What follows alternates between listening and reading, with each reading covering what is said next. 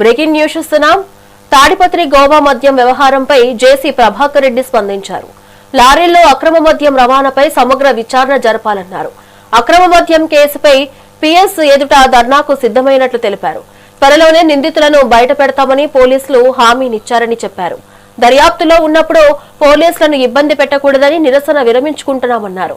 మరికొందరి ప్రమేయం ఉందని త్వరలోనే పట్టుకుంటామని పోలీసులు తెలిపారని పేర్కొన్నారు.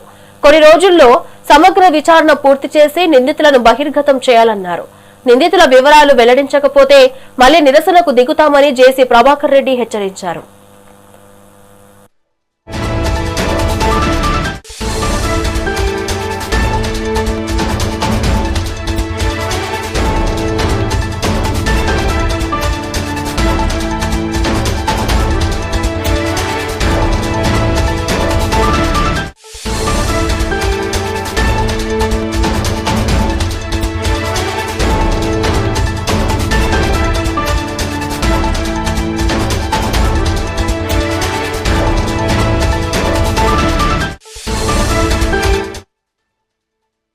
బ్రేకింగ్ న్యూస్ చూస్తున్నాం.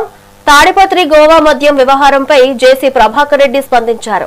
లారీల్లో అక్రమ మద్యం రవాణాపై సమగ్ర విచారణ జరపాలన్నారు.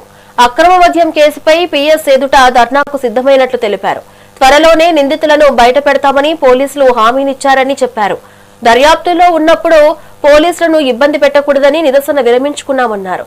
మరికొందరి ప్రమేయం ఉందని త్వరలోనే పట్టుకుంటామని పోలీసులు తెలిపారని పేర్కొన్నారు.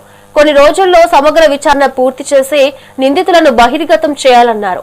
నిందితుల వివరాలు వెల్లడించకపోతే మళ్లీ నిరసనకు దిగుతామని జేసీ ప్రభాకర్ రెడ్డి హెచ్చరించారు. ట్రూత్ కావాలనే ఉద్దేశంతో నేను ఒక ఇది ఇచ్చా పోలీస్ వారికి. సార్, నేను ఈరోజు పొద్దున్నే 10 గంటలకు వచ్చి మీ ఆఫీస్ మీద కూర్చుంటాను. దీనికి ఎందుకంటే ఎవడేడో ఏదో మాట్లాడతాడు. We don't care. మేము ఎవరు ఏం మాట్లాడినా కేర్ చేయను.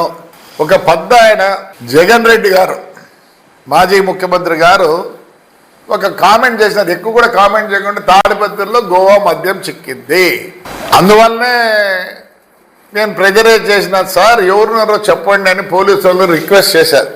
కానీ నాకు తెలిసింది ఏమంటే ఇప్పట్లో ఎక్సైజ్ అండ్ సిఐ మన పోలీసు వారు కూడా చాలా సీరియస్గా తీసుకున్నారు దీని గురించి. ఆయన కామెంట్ చేసిన దానికి మన పోలీసు కూడా సీరియస్గా తీసుకుంది. మరి ఈరోజు నేను పోతానంటే వాళ్ళు ఒక చిన్న ఇది అడిగారు. సార్, మేము ముందు మాట్లాడతాం మీతో, ఏమి జరుగుతుందో మీకు తెలియాలి కదా. మీరు వచ్చి కూర్చుంటే కూడా మేము సరైన జవాబు చెప్పలేమేమో, నిజం చెప్పలేమేమో అనేది వాళ్ళకు డౌట్ వచ్చి రావడం జరిగింది. నేను ఎందుకంటే మా తెలుగుదేశం ప్రెసిడెంట్లకు అందరూ కూడా చెప్పా ఇలా ఉందని. కానీ ఈరోజు మా సిఐ గారు ఇద్దరు వచ్చినారు. వాళ్ళు చెప్పిన మాటలు చూస్తుందంటే ఇన్వెస్టిగేషన్ అనేది ఒకటి ఉంటుంది. This case they are dealing up to bottom. ఏంటి, ఎందుకు ఇలా అన్నారు, ఎందుకు జగన్ రెడ్డి ఈ మాట అన్నాడు అనేదానికే కొద్దిగా మా పార్టీ కూడా కొద్దిగా ప్రెస్టేజ్ అయింది.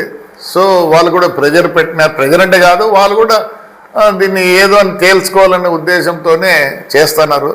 సార్, మాకు చిక్కింది ఇప్పుడు కొంతమంది, ఇంకా కొంతమంది ఉన్నారు మెయిన్గా వాళ్ళు.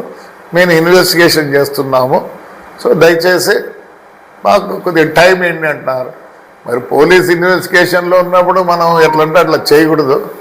సో వాళ్ళు చెప్పింది కొద్దిగా ఆలోచించాల్సిందే. ఎందుకంటే ఈరోజు నేను సీరియస్గా ఎందుకు తీసుకున్నా అంటే జగన్ రెడ్డి కన్నా కామెంట్ చేయకుండా ఇక్కడ కామెంట్, అది మామూలు కామెంట్ చేస్తున్నారు. గంజాయి, అది క్రికెట్, దానికి ఎవరు జవాబు చెప్పాల్సిన పని లేదు. ప్రజలు ఉన్నారు ఇక్కడ. బట్ ఆ పెద్ద ఆయన తాడిపత్రి అనే దానికి నేను ఇంత దూరం పోవాల్సి వచ్చింది. అంతేగాని అదే వేరేవాడు ఎవడన్నా, అందుకే అడుగు చెప్పా, వెంకటరామరెడ్డి మీరే వేసుకోండి కమిటీని అని చెప్పా. But when the case is in investigation, I think I can't interfere now. ఏం టైం ఉంది, చూద్దాం. తర్వాత డెఫినెట్గా అవుట్కమ్ రావాలా. ఎందుకంటే మాకు ఇప్పుడు అవుట్కమ్ రావాలా కాబట్టి మేము సార్ రావడం జరిగింది. ఇట్స్ దే ఈవెన్ రిక్వెస్ట్ కూడా చేయటంలే. Sir investigation is going, you want the truth, you want the truth, will get it out అంటున్నారు. ట్రూత్ కావాలనే ఉద్దేశంతో నేను ఒక ఇది ఇచ్చా పోలీస్ వారికి. సార్ నేను ఈరోజు పొద్దున్నే 10 గంటలకు వచ్చి మీ ఆఫీస్ మీద కూర్చుంటాను. దీనికి ఎందుకంటే ఎవడేడో ఏదో మాట్లాడతాడు, వీ డోంట్ కేర్.